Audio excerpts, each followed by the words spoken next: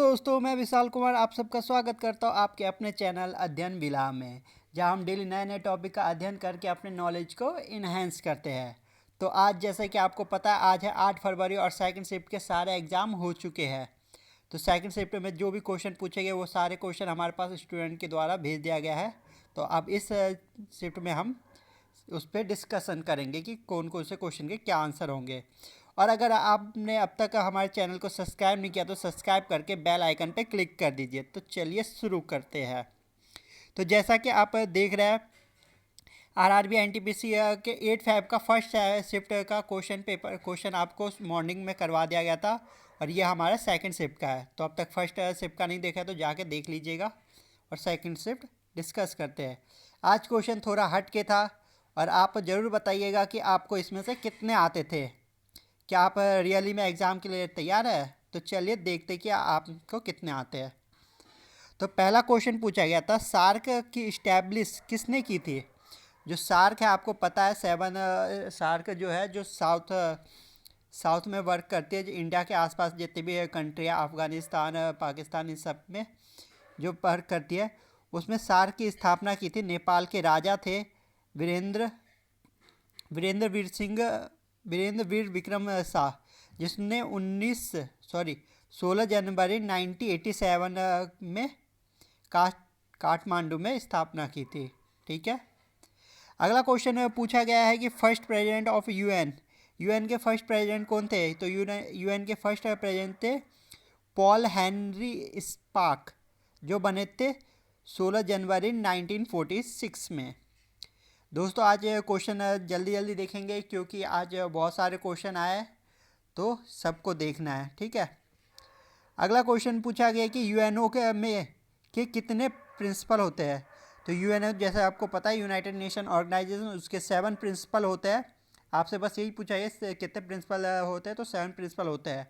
आप इसका नाम याद रख सकते हैं: political and security, economics and financial, social humanities and culture, trusteeship, administrative and budgetary, legal and जो लास्ट है स्पेशल पॉलिटिकल। ठीक है। तो ये 7 प्रिंसिपल यूएनओ के हैं। अगला क्वेश्चन पूछ गया है कि हैंडलूम डे कब मनाया जाता है? जैसा कि आपको पता है, इंडिया में हैंड से बहुत सारे प्रोडक्ट बनाए जाते हैं, तो उसके लिए एक दिन मनाया जाता है, वो है 7 अगस्त को हैंडलूम डे मनाया जाता है।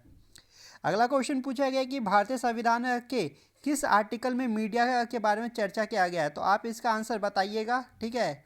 आर्टिकल 19 में इसकी चर्चा किया गया है। अगला क्वेश्चन पूछा गया कि हर्षवर्धन के राज्य में कौन से कवि थे? तो आपको पता है, हर्षवर्धन के राज्य में जो बाणभट्ट थे, जिन्होंने चरित्र की भी रचना की थी।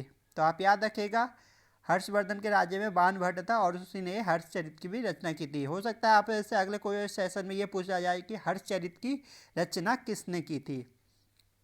अगला क्वेश्चन पूछा गया कि फीफा क्लब 2019 के विनर कौन थे? तो फीफा क्लब 2019 के विनर थे लिवरपूल एफसी।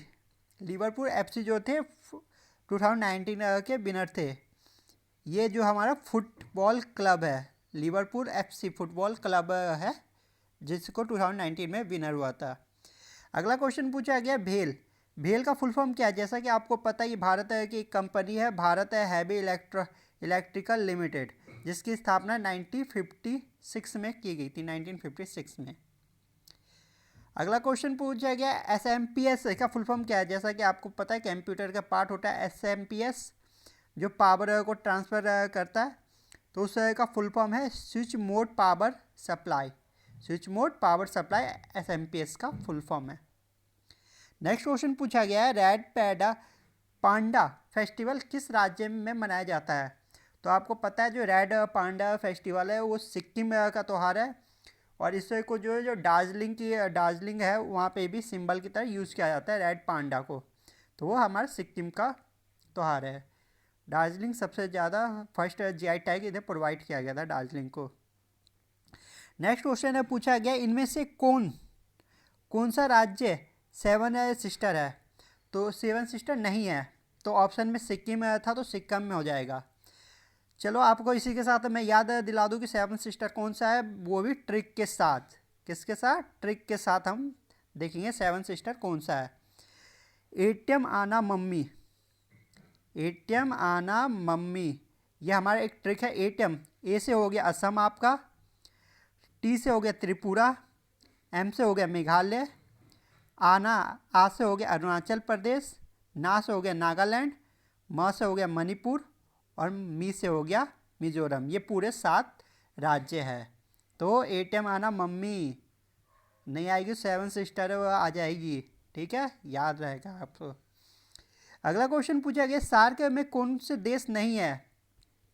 तो सार्क में कौन सा देश है, ये ऑप्शन हमारे पास नहीं आया था, लेकिन इसमें आपको ऑप्शन ईजिली से आप पेपर में कर पाएंगे, क्योंकि यहाँ पे सार्क में जितने भी देश है उस सब के नाम, उस 8 देशों के नाम मैं आपके सामने लेके आ गया हूँ। आपको मैं मैप के थ्रू याद करूँ, विजुलाइजेशन करने की कोशिश कीजिएगा। सार्क, सबसे पहले ऊपर देखेंगे पाकिस्तान के बगल में अफ़गानिस्तान, अफ़गानिस्तान के बाद आ गया पाकिस्तान, पाकिस्तान के बाद देखेंगे भूटान और नेपाल, फिर उसके नीचे आ गया बांग्लादेश, फिर भारत, फिर भारत के नीचे श्रीलंका, और श्रीलंका के नीचे मालदीव। आई होप आपको पता चल गया, सब भारत के पड़ोसी देश है, और नीचे से मालदीव एक है। मे भी हो सकता है ऑप्शन में एक्स्ट्रा म्यांमार दे दिया हो या कुछ और दे दिया हुआ, तो आप उसके हिसाब से लगा दीजिएगा। नेक्स्ट क्वेश्चन पूछा गया है सेडिमेंट्री रॉक कौन नहीं है। तो ये ऑप्शन से क्वेश्चन होगा, आप मुझे इसका ऑप्शन कमेंट करके बताइएगा अगर आज आपका पेपर था तो। ठीक है, कि ऑप्शन क्या था, जिससे और बच्चों की भी हेल्प हो सके।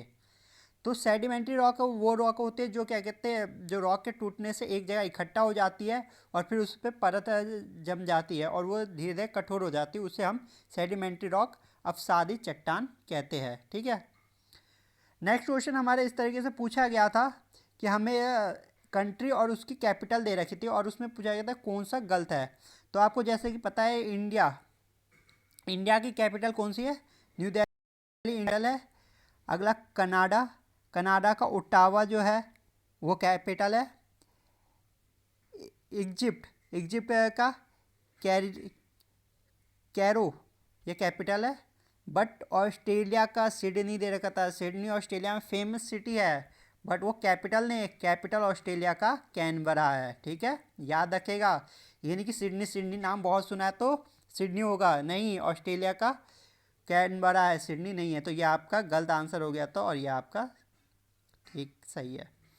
अगला क्वेश्चन पूछा गया कि कोशिका के अध्ययन को क्या कहते हैं। कोशिका के अध्ययन को कोशिका विज्ञान या कोशिका जैविकी कहते हैं। नेक्स्ट क्वेश्चन पूछा गया कि आँखों से संबंधित कौन सा बीमारी है। तो वहाँ पे 3 आँखों से संबंधित बीमारी दे रखी थी और एक दे रखा था घेंगा रोग। तो घेंगा रोग आपको जैसे पता है आँखों से नहीं, ये गर्दन से संबंधित बीमारी है। अगला क्वेश्चन पूछा गया साइंस से कि E=mc² किसकी देन है। तो जो E=mc² है वो आइंस्टाइन की देन है। ठीक है, नेक्स्ट क्वेश्चन पूछा गया आपसे कि जीवों का 5 जगत वर्गीकरण किसने किया था। तो आपको पता है कि जीवों के 5 जगत वर्गीकरण किया गया था, 5 किंगडम। तो वो किया गया था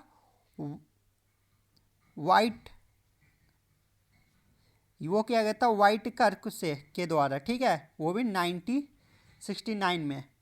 तो आप ये याद रखिएगा। नेक्स्ट क्वेश्चन पूछा गया कि विकासवाद का सिद्धांत किसने दिया था। तो विकासवाद का सिद्धांत हमारे चार्ल्स डार्विन ने विकासवाद का सिद्धांत दिया था। ये क्वेश्चन में भी एग्जैक्ट नहीं है, आप मुझे क्वेश्चन बताइएगा क्वेश्चन क्या यही था या कुछ और था। ठीक है, तो मे भी आप इसका आप बताइएगा मुझे क्या था क्वेश्चन। ठीक है, नेक्स्ट क्वेश्चन जो पूछा गया first synthetic man made fibre, first synthetic man made fibre किसने बनवाया था, कौन सी थी। तो नायलॉन जो थी first synthetic man made fibre था। मे भी हो सकता है नेक्स्ट पेपर में आपसे ये भी पूछ लिया जाए वो किसने नायलॉन की खोज किसने की थी, किसने बनाई थी। तो वो बॉलेक कैरोथर्स ने 1930 में बनाई थी। ठीक है, तो आप याद रखिएगा। अगला क्वेश्चन पूछा गया सबसे ज़्यादा अभ्रक माइका किस राज्य में किस राज्य में नहीं, किस कंट्री में था ये, किस कंट्री में उत्पादित होता है? तो भारत जो आपका सही आंसर हो जाएगा। तो भारत में सबसे ज़्यादा 80% अदरक यूज़ किया जाता है। ठीक है।